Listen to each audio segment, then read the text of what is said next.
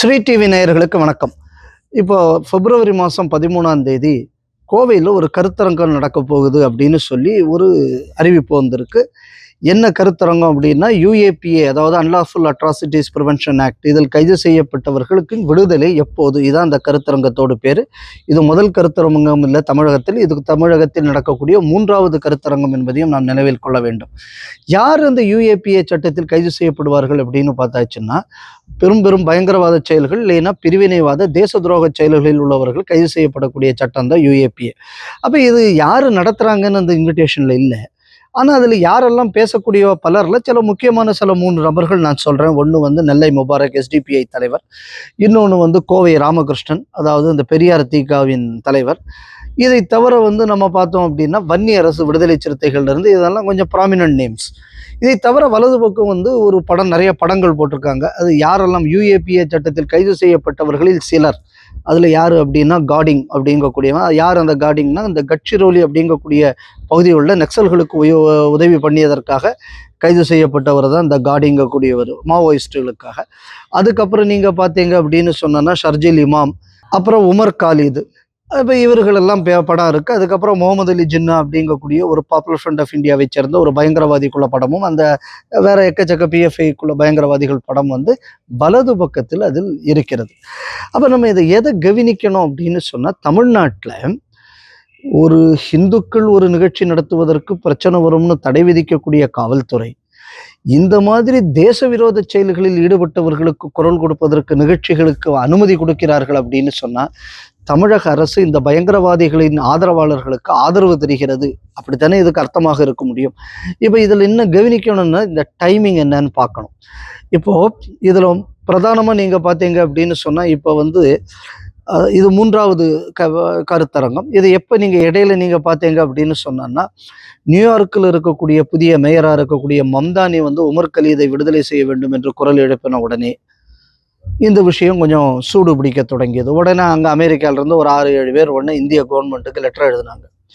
இந்த விஷயம் நடந்த நேரத்தில் நீங்கள் பார்த்தீங்க அப்படின்னா, தமிழ்நாட்டில் குறிப்பாக வெல்ஃபேர் பார்ட்டி ஆஃப் இந்தியா அப்படிங்கக்கூடிய ஒரு அமைப்பு, அந்த அமைப்பை சேர்ந்தவங்க வந்து இந்த உமர் கலீது, சர்ஜீல் இமாமை உடனடியாக விடுதலை செய்ய வேண்டும்னு தொடர்ந்து அவர்கள் வலியுறுத்தி வருகிறார்கள்.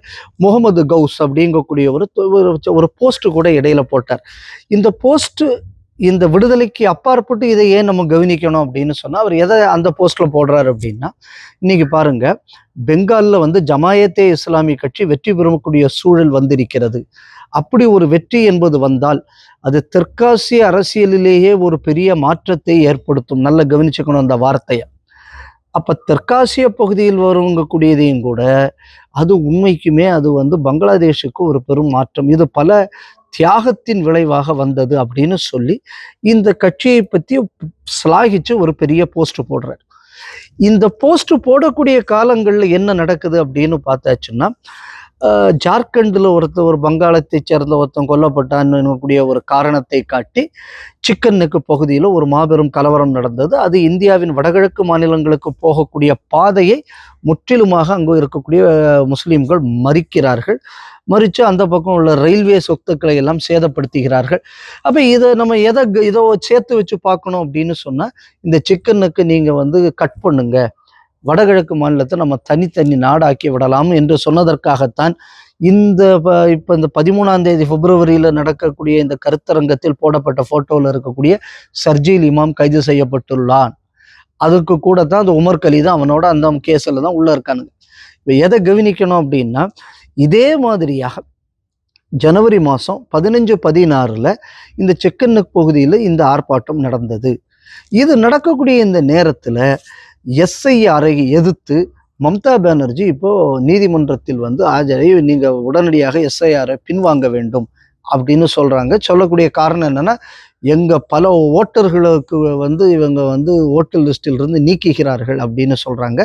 ஏற்கனவே மம்தா பானர்ஜி வெளிநாடுகளிலிருந்து வரக்கூடிய வங்கதேச முஸ்லீம்களுக்கு உள்ள வந்து தங்குவதற்கு அனுமதி அளித்தார் என்பதை விட, இப்போ சமீபத்தில் கூட அந்த இந்தியா பங்களாதேஷ் பார்டரில் ஃபென்சிங், அதுக்கு அந்த மம்தா பானர்ஜி அனுமதி அளிக்கவில்லை. பங்களாதேஷ்காரங்க இந்தியாவுக்குள்ள வந்து நம்ம ஆளுகளுக்குள்ள பயிர் பச்சையில வந்து அறுவடை பண்ணி திருடிட்டு போறாங்கன்னு லோக்கல்ல இருக்கிறவங்களும் கம்ப்ளைண்ட் பண்ணிக்கிட்டு இருக்காங்க.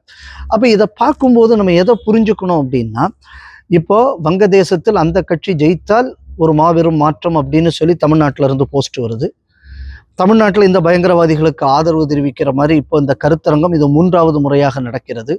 உலகம் முழுவதும் இந்த மாதிரியான இந்த பிரிவினைவாதிகளுக்கு ஆதரவான குரல்கள் வரக்கூடிய நேரத்துல இந்த ஒரு பயங்கரவாத செயலுக்கு தமிழகத்தில் ஆதரவு வந்திருக்கிறது. இன்னும் சொல்ல போயாச்சுன்னா, பாரத அரசால் தேச துரோக நடவடிக்கைக்கு கைது செய்யப்பட்டவர்களை வெளியிலே விட வேண்டும் என்பதற்கான ஒரு கோரிக்கையாகவும் இது இருக்கிறது என்பதை நம்ம வந்து நல்லா புரிஞ்சுக்கணும்.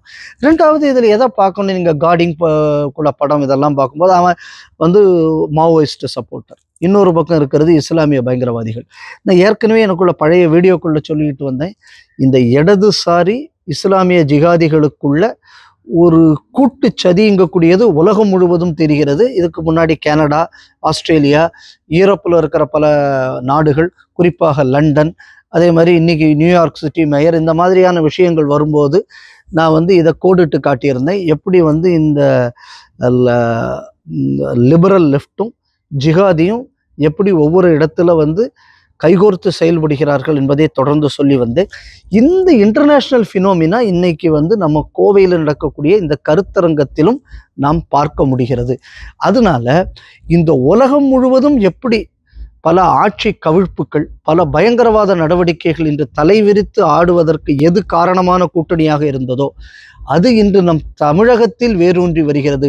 அதுவும் தமிழக அரசின் ஆதரவுடன் நடந்து கொண்டிருக்கிறது என்பது உண்மைக்குமே நாம் எச்சரிக்கையாக இருக்க வேண்டும். மத்திய அரசு எக்காரணம் கொண்டு இந்த மாநில அரசு நடவடிக்கை எடுக்காது. மத்திய அரசு இதை புரிந்து கொண்டு நடவடிக்கை எடுக்க வேண்டும் நான் நினைக்கிறேன். இந்தியாவுக்கு கீழேயும் இந்தியா இருக்கிறது என்பதை மத்திய அரசு புரிந்து செயல்பட்டால் தேசத்திற்கு நல்லது. இதை மத்திய அரசு புரிந்து செயல்படும் என்று நான் நம்புகிறேன்.